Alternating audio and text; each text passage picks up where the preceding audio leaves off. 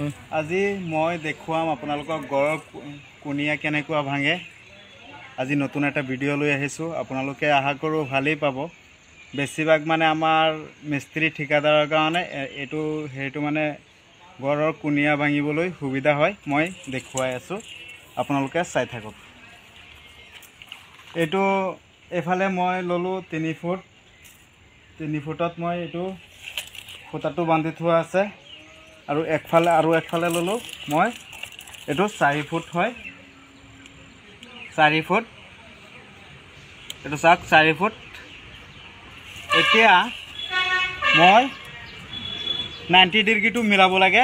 90 ডিগ্ৰীটো 5 ফুট থাকিব লাগিব। ইয়াৰ পৰা 5 ফুট থাকিব লাগিব। এইটো চাওক, মোৰ ঘৰখন অলৰেডি ধুনীয়া চিধা ষ্টেটত আছে।